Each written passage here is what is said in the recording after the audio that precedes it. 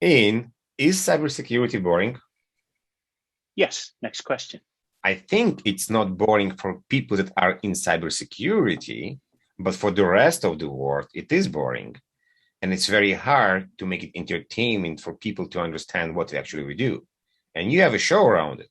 Yes, it's the reason I started doing what I'm doing at the moment with CyberOff primarily was because outside of our sphere, outside of our industry, nobody else gives a shit about cybersecurity. It doesn't matter how much you scare the living daylights out of them with how their identity is going to be stolen or how their data is going to be used for this, that, or how they're going to lose or whatever it may be. People just don't care because it doesn't happen to them, and we have a bias that protects us against that stuff. Kind of do the videos not for people in security, although people in security like to see them. I do them for people outside of security, my dad, my son, my wife, my family and friends. I do them to help them understand the potential dangers out there and how to stay safer and a bit savvier online. I think for us in cybersecurity, it's definitely different to see your videos on the good side from my perspective because it's light, it's interesting, it's fun.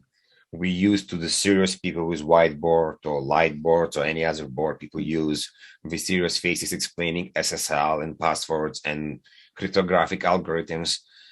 And for the rest of the people, they just want to do their job. They want to have fun. They want to log into Facebook. They want to go to the banks. They want to go to work. They do marketing. They don't really care about the nuances. And I don't think they should care about all the nuances. They need to know the awareness. They should know how it's working. But that's it. Same as the car. There's an engine. There is wheels, steering wheel. You know how to put gas in, but you don't really go into nuances only if you really want to, how everything is working inside. Correct.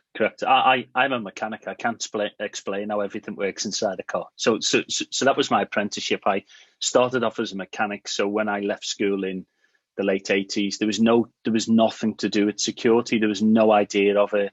It wasn't, the internet wasn't about, mobile phones weren't about, and things like that. So you're right. People aren't interested in it. People just want you to fix the stuff. So when people knew I was a mechanic, they're not interested in understanding how I change their brakes for them. They just want them changed because they want to stop a little bit more effectively, So people really don't care about the ins and outs of work, and they don't care what type of certificate it is or that tweet. They just want to know that they're safe and secure. And I think that's where the videos come in, is to help them, give them a little bit more information to answer those questions that I get on a weekly basis from my dad or from my wife. Is this a scam? How do I know that's a scam? And just try and give them a little bit more spidey sense where they can answer those questions themselves and help them pause before they do anything. Was it challenging to start because it's something different than other people do? Was it challenging to start? No, not really. It was challenge. The biggest challenge was putting myself out there. That was the biggest challenge, and it still is a challenge. So even when we do videos, and I'll think, oh, that's great, but it's a little bit more edgy than I'd like it to be, and then I put it out there, and people love it. There's you can see my dog in the background there, by the way. That's Ernie, my dog, just getting in on the production value.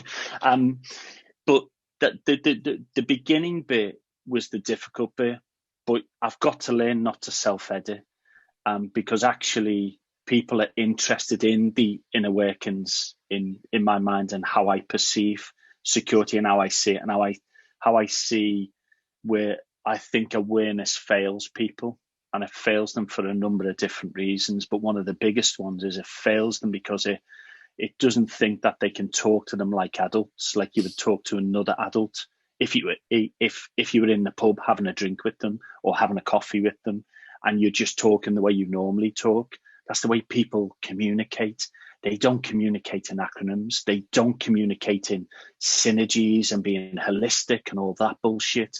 They talk to each other as normal human beings. And that's the way I try and do it. I try and talk to other people as normal human beings. You bring something interesting I'm thinking about is I had an interview about how to talk to the board with Alex from Security Scorecard. and we spoke about communication, we spoke about partnership, that sometimes in security, people trying to show something doesn't exist. They're trying to be perfect. They're trying to say everything is okay, everything is green, but it's in reality, it's a challenge, it's a journey. Everything will go wrong, and it's okay. Stuff will go wrong. We just need to know how to deal with it. Yeah, you're right. I say it very often in talks I give at seminars or when I'm talking to customers. It's okay to make a mistake. We all make mistakes. We're human. It's okay. We need a bit more empathy and a bit more compassion and a bit more understanding and a bit more kindness. It doesn't mean we can't have a laugh whilst we're doing all of that to raise the mood, because when you use or when you try and use fear all the time as your major go-to emotional trigger, people have enough of it. They get saturated and they start shutting down to it. People just don't want to hear, terrible stories all the time. People want to mix a little bit of a horror genre as their movie topic with comedy or with drama and I think as they do that in life for their preferences of how they consume information and how they like to be entertained, we should use the same thing in the workplace as well. I have a very serious question. Is it helping having English accent to be more funny? I don't know. Funny is in the ear of the beholder, right? It's I think I'm the funniest person in the world. After I've had a drink or two, my wife keeps telling me I'm not. So she's normally right on these things.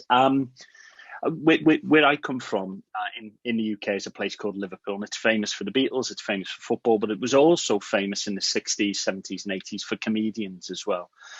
And I think when I grew up, and I grew up in a time of heavy unemployment and recession in the 70s and 80s, especially in Liverpool in the northwest, there was several ways out of that. One was to be a footballer, and I'm a Liverpool fan. The other one was to kind of be a bit quick-witted and a bit smarter than other people. So I kind of grew up with that ability of having to be a little bit funnier than my friends, and they'd be a little bit funnier than me, and I'd try and be a little bit funny. So it became a competition, and it seemed to be the perfect breeding ground for silliness and for quips. And then you back that up with the 80s type icons of comedy in the UK, the people like Billy Connolly, people like Morecambe and Wise, people like Tommy Cooper. It's very difficult not to take that on board, But I think sometimes as well, certain swear words said in a British accent do carry a bit more, or even in a Scottish accent. Yes, like I don't know if you saw the commercial about 11 in the two Scottish guys in the elevator. What actually made you start the show? That thing of family and friends asking, was this a scam? That coupled with when we went into COVID, I was helping some COVID volunteers here in the UK with the National Health Service provide threat intelligence information. It was the same thing every week. It was more scams. Don't click this link. Don't do that. I'm thinking, why do people why do you have to keep telling them the same thing? And why isn't it getting through? And it was my ignorance that made me want to find out more. And as I found out more, I thought, well, people are just not engaged. People are not engaged because people don't give a shit, as I mentioned before, but also there's nothing in it for them. What's in it for them? And I like to think that what I'm trying to do with my videos is offer the what's in it for them, a bit of entertainment, a bit of a humorous moment, 3 to 5 minutes of funniness. And again, comedy is subjective. I know that I'm either liked or not. And that's okay. I don't mind it. If you don't like my humor, that's cool. That's all right. Just keep on scrolling past. It's not a problem. But that's what kicked it off for me. Is that idea that if we are falling for the same stuff, are there some simple, easy techniques? And for me, my memory of great old comedy routines or teachers who have inspired me at school.